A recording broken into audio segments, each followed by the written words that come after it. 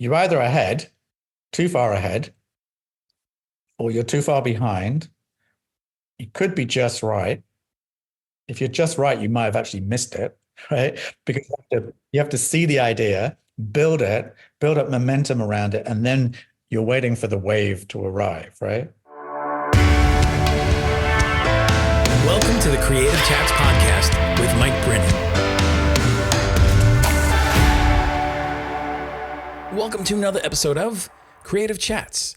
It's the podcast for artists, makers, and content creators where we talk about creativity, the creative process, and story. I'm your host, Mike Brennan. I'd love to invite you to stop by dailycreativehabit.com. I have created all sorts of resources for you because I truly believe that when you create, we all win. So I want to see as many of you stepping into your creativity fully, closing the gap between where you are and where you want to be. And I want to help you do that. So I've created resources like the Daily Creative Habit Journal. I've written a book, Make Fun a Habit. I have all sorts of free resources like this podcast and a Facebook group called Daily Creative Habit. Also, the paid membership for Daily Creative Habit, where we get together with like-minded creators, all pushing in the same direction, encouraging each other, and saying we're going to show up every single day to create something to get our work out there into the world. So if you would like to be a part of any of those things, again, stop by dailycreativehabit.com or simply visit my website, which is mikebrennan.me. Hey friends, this is part one of a conversation that I had with Nick Kellet from Deckible. And I'm excited to bring this conversation to you for two reasons. Part one, we dive more into Nick's background as he refers to himself as an inventor, which is not simply an entrepreneur or just a creator, but he talks about the difference of that and how he arrived at that definition for himself. And so it may get you thinking about if you are someone who has multiple creative expressions and outlets, thinking about what is the thing that helps it all hang together. What is the thing that could summarize what you do, who you are creatively? And we talk a lot about just his journey, how that evolved into several different projects, one of them being Deckible, which we talk about on this episode and the next in part two. And Deckible is a great resource for anyone who is thinking about creating custom card decks. And many people have created card decks that are all sorts of things with self-help, wellness themed. And he even talks about the opportunity for artists, visual artists or even multimedia, to be able to use these decks as another platform to get your work out there in a unique and engaging way, and in a way that actually is always on your phone. Because Deckible is an app that is for both Android and Apple. And you buy the decks, you have them with you all the time, and you can interact with them on a daily basis. And so we talk a little bit about what that looks like, some case studies and usage, and hopefully it gets your wheels turning on how you could actually create your own custom card deck that is digital as well. So I also talk about my decks that I created, which I have a Daily Creative Habit card deck that is digital, as well as the Creative Pro Edition, which is for creative teams and environments where you can use them more in group settings. And then I also have my book, Creative Power. The Creative Affirmations book is available on Deckible as well, so that you can access these affirmations daily. There's even a way that you can write in a journal section and keep track of which prompts and which affirmations that you have engaged with. So those links will be in the show notes as well. If you're curious, there's also a 3-day free trial so that you can take these decks or other ones for a spin and see how Deckible works and get some ideas before you dive in.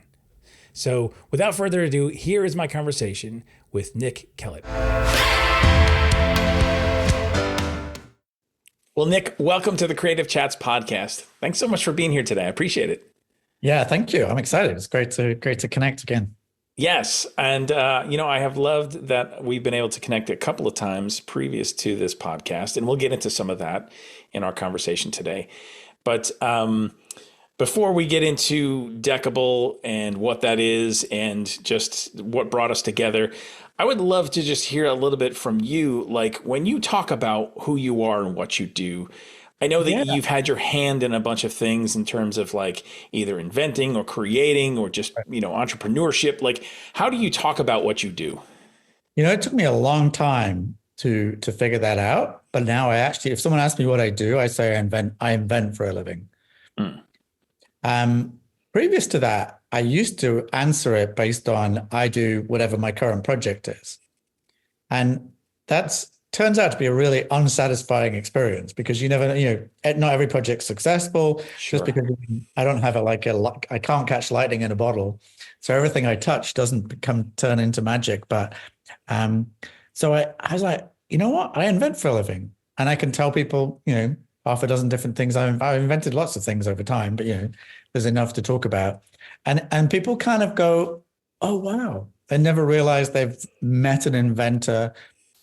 I mean, I could say I was an entrepreneur, but that's sort of like a bigger bucket. I think creating, um, I love the expression ex nihilo, like out of nothing.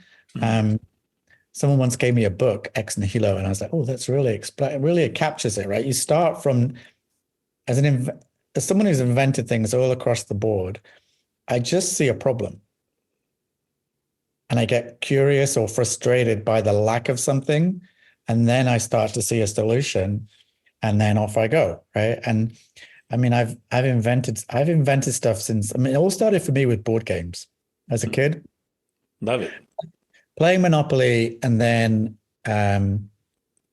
getting bored and kind of creating our own expanded board and our own rules and then creating our own games. And then I was lucky enough. My school had Commodore 32s, Commodore Okay. PET, like which is amazing considering this is when it was, right? And I was actually allowed to take it home at the weekend. So I was Oh, programmed wow.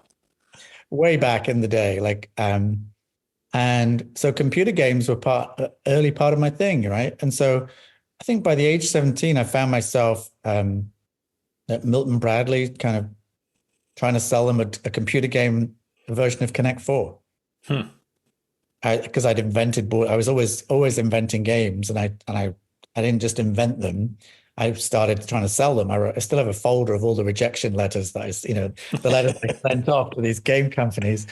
And it was fascinating, right? It's just an amazing experience. And what they said to me, and this I'll never forget this, was they said to me, "We don't think there's a market for computer games." Boy, were they wrong. Right. It's like, so as an entrepreneur, one should have amazing self-belief, be completely bulletproof, because people say bullshit that you should not. This is an expert in the gaming industry that I spoke to. I could have taken their word for it. I just laughed, Hmm. you know? And that story is like, the people who turned down the Beatles, the people you can be at an industry, you don't see the thing that someone Sure. brings you because people in an industry defend the status quo, right? That is just the way. It's like you can't help it. Look at Blockbuster, right? They got Netflixed, right? And you know, I took one of my software companies. One I think I invented this software product, and I sold it to a big software company, and they were like, "Oh, we could just build this ourselves." At the time, I kind of took them semi-seriously, and then I worked for this software company after I'd sold my company. The more appropriate response would have been to roll around on the floor with laughter. Excuse me, I'm just gonna because big companies just don't have it in their DNA to invent Hmm. because all they do is critique all day and they tear down things, right? When you kind of have an idea of something, it it starts from nothing, and then you have this belief, and you start explaining it to people of what you've seen, and they look at you blankly. And if you took that seriously, you would stop there and then, Yeah. right? I would imagine that there are many times being an inventor and creative person that you're ahead of the curve, right? Like you're seeing things that people don't see yet. You're Right. ahead of your time You, and it may catch up, but even if you're the first one to do something, that's a hard place to be. Like, how do you manage to not take that personally or seriously the critique of like, well, this isn't good. Like if you don't really know, you just have this idea, you believe in the idea, but Right. nobody around you really does. Like, how do you stand firm in that? Um, with a lot of practice, I think. I think I've been doing it so long, I'm kind of anesthetized to rejection and confusion. I see signals. Like I remember, I don't know, I can think back to different meetings where people have said things.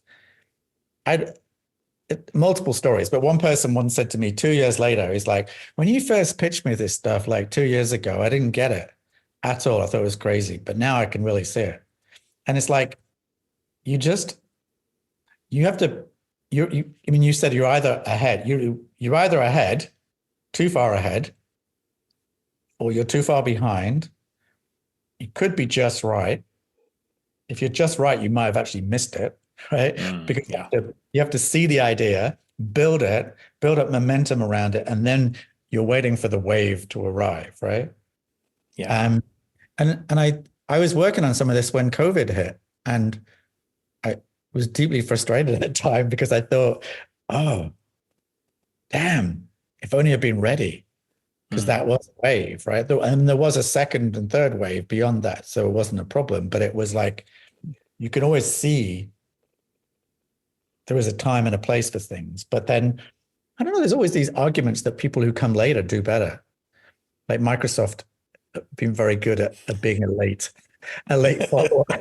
Um, you know, but it's fun to invent things. I love the challenge. I get a great deal of satisfaction out of um, bringing something to fruition and then seeing it, you know, seeing it rise and come to life. And I always think you're creating this living thing, right?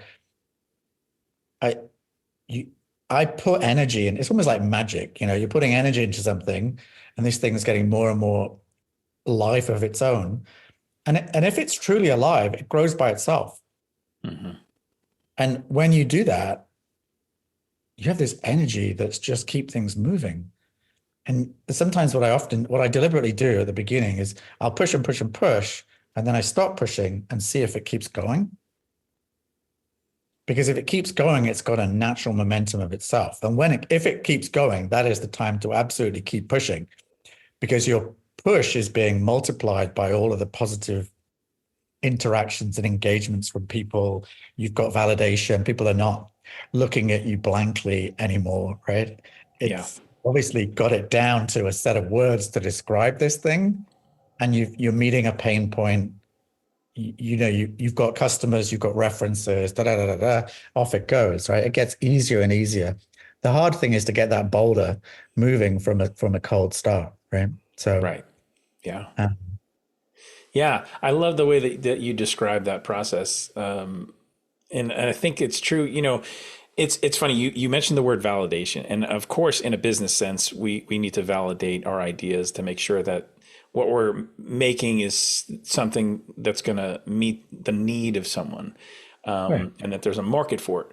But I think also it's hard sometimes as creators to separate the validation personally of like, hey, validate me in my process of creating this. And that's something I think that, it's slippery slope. Like that's what we need to learn to do for ourselves to Yeah, yeah. validate, and like you said, it probably takes practice.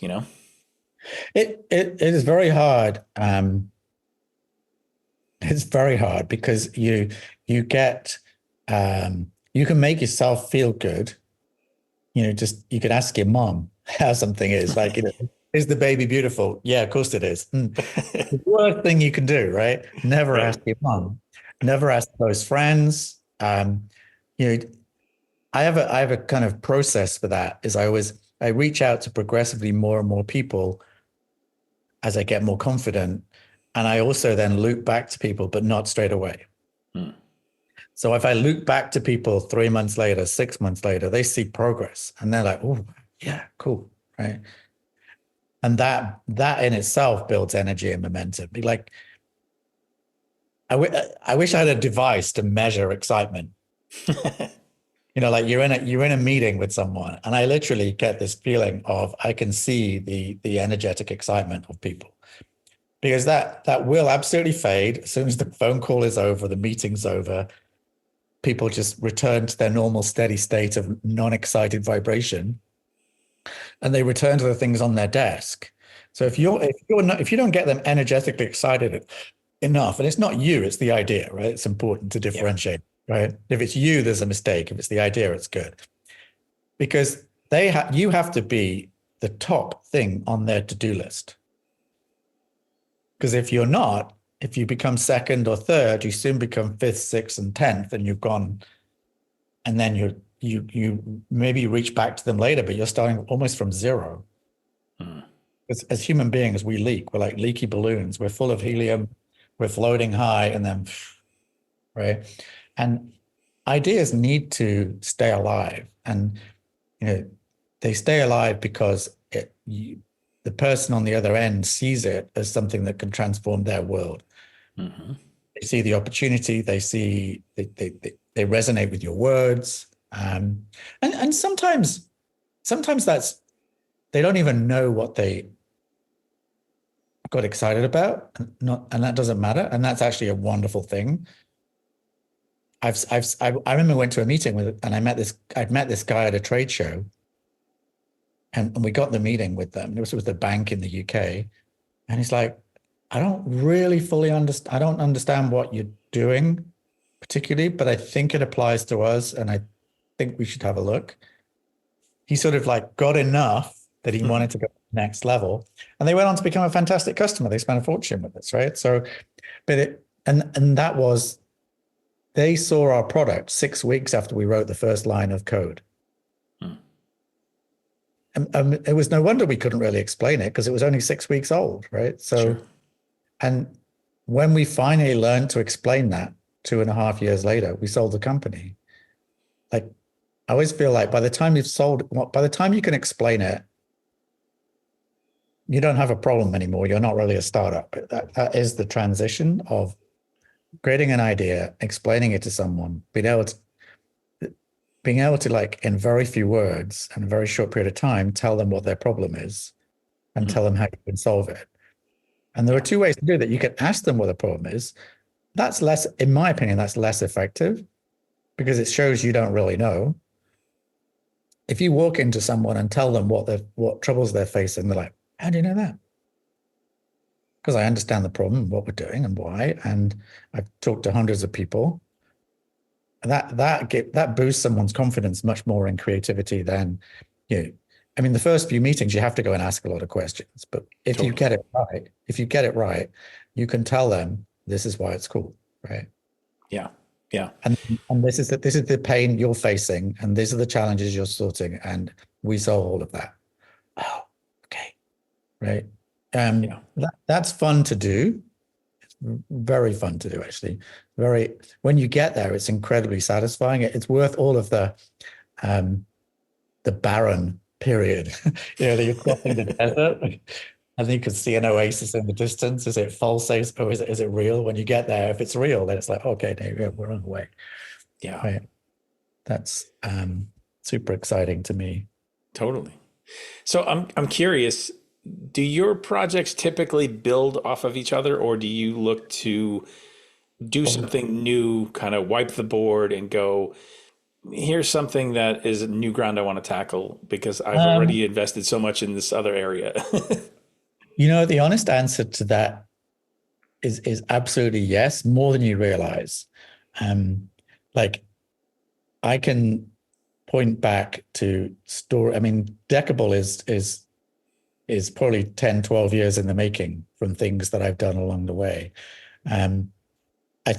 I created this Venn diagram set-based analysis product that I sold to Business Objects, now part of SAP. And I could tell you a very glorified short story of that, how it was 2.5 years from start to finish. Or I could tell you the more honest version, which is actually, I had 3 or 4 goes at that product, and each go, the first time I did anything with Venn diagrams and sets, it was like 20% of a whole product. And then it went on to being 50% of a product. And then it went on to being, okay, let's just do that. And that process took, 8 years, maybe 10 years. Mm. Because I didn't see how valuable this thing was. But as I dealt with it more and more, I got closer and closer to the value that it brought. And then in 2.5 years, we sold a company as an amazing experience.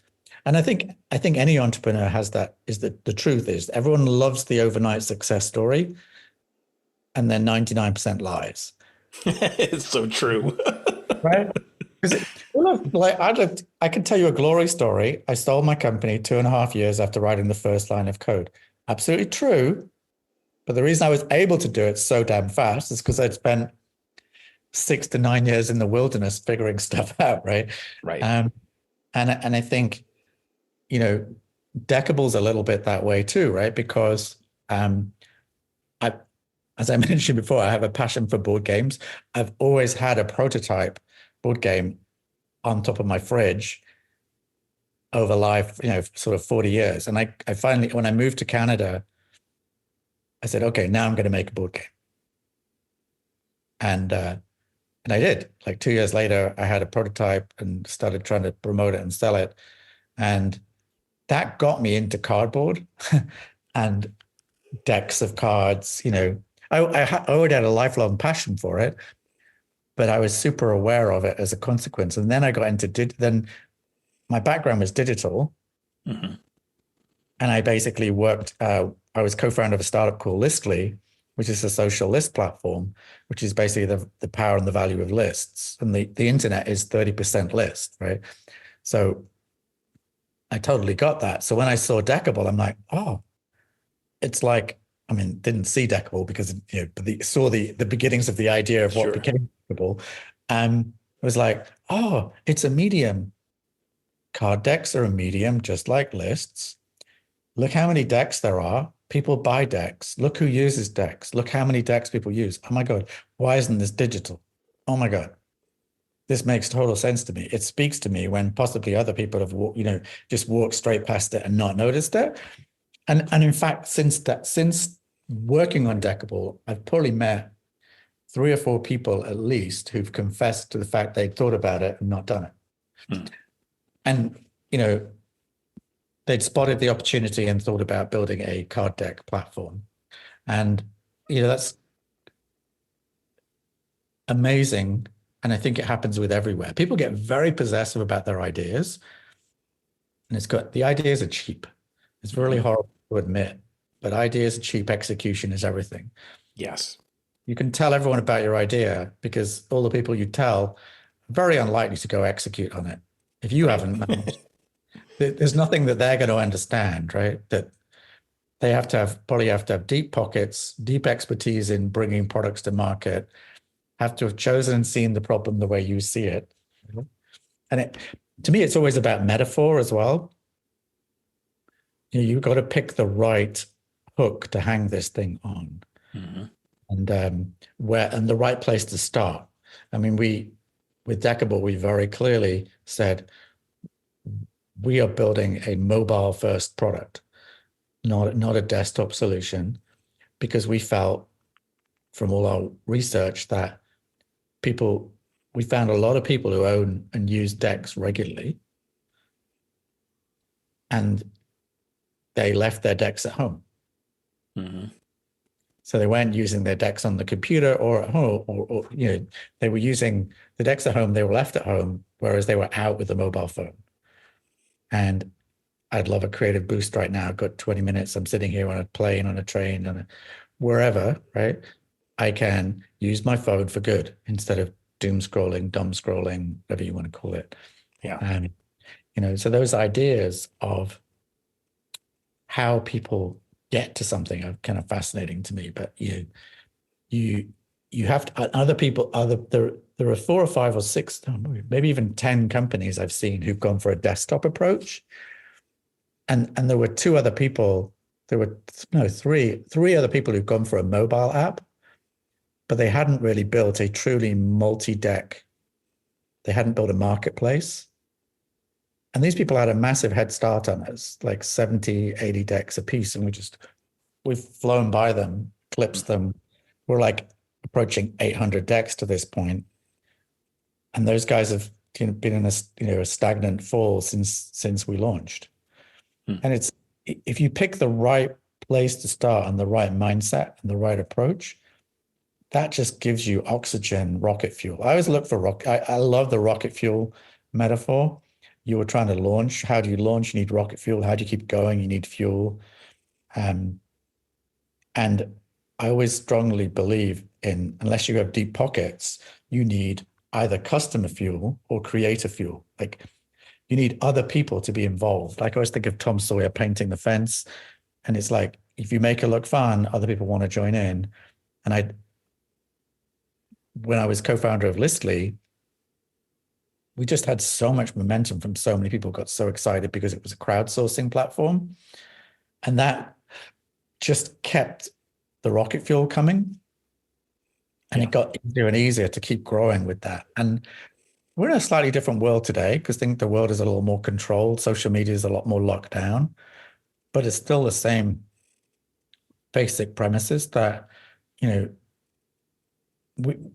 terms of going back to your comment way back about timing, like, there is something amazing about card decks and timing right now, because no one had digitized decks, but that's not the key. What's essential to me, in my mind, is we've had the explosion of Kickstarter and Indiegogo.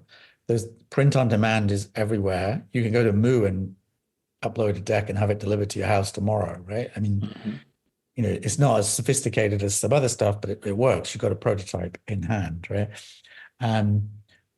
There's also a whole bunch of people who are selling courses on how to create card decks, which I was blissfully unaware of until I'd started looking. And then I'm like, oh my God, there's like 30, 50, 100 people teaching people how to create decks. And then on top of that, we noticed that there's some really big names that are making decks, right? So Oprah made a huge shoebox, which is the biggest kind of card deck you've ever seen, but it's a shoebox of quotes and inspirations. Stephen Bartlett, I don't know if you've heard of him, but he's the Diary of a CEO podcast, right? Love that. Yeah. Yeah, it's a really cool. He's taken his podcast and turned it into a product, right? And he's used that simple he's used a crowdsourcing user-generated content technique that he asks each guest to ask the next guest a question, right? That's free content generation. Actually then monetize those questions, because that's what makes his card deck interesting, is the fact, this question was posed by, I don't know, Simon Sinek or Richard Branson, or whoever he's had on his show, right?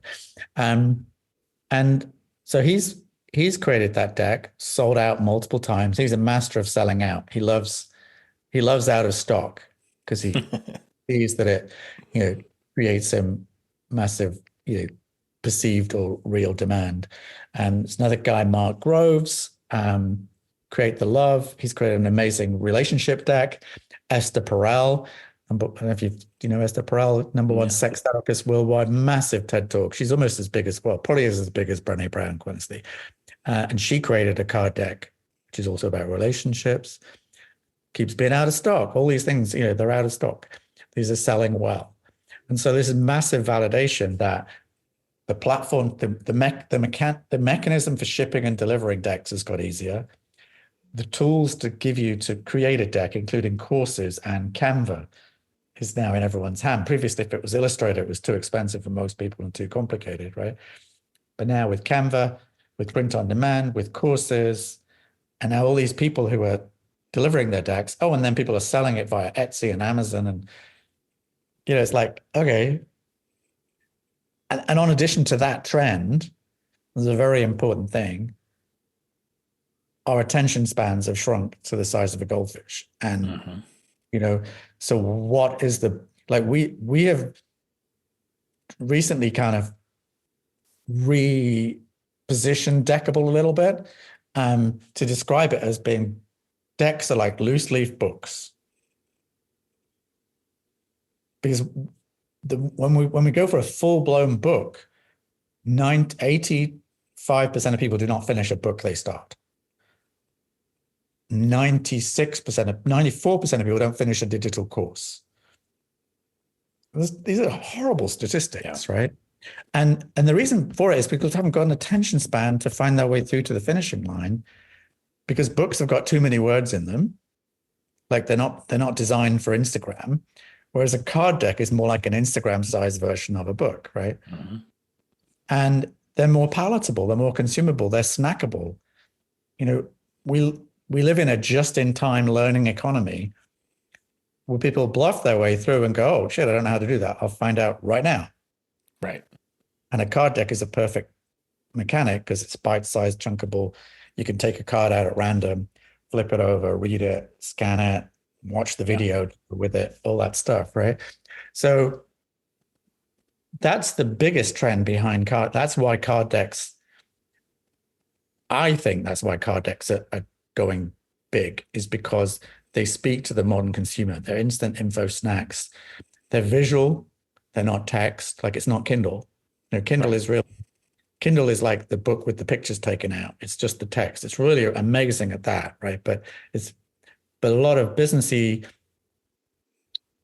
concept books have got visuals in them, or they should have visuals, because we're all different learners. Visual, audio, aesthetic, we all learn differently. So if you don't have a solution that speaks to all of those learning styles, your solution is going to fall flat. Yeah. And I think that's another sweet spot that we didn't, when we consciously said we're going to make decks digital, we're not just going to turn paper into digital bits. We said, what can we change it? What can we enhance in that experience? And we've added, like, we don't have two sides to a card deck. We can have 3 or 4 sides. We can add audio and video with a card. We can add journaling and note-taking. There's randomization. We never forget a reading.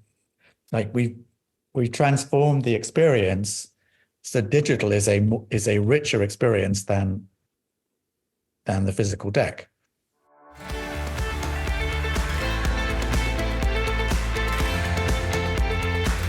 Thanks for listening today. I'd appreciate it if you would subscribe, leave a rating and a review. It really helps this podcast be seen and heard by others.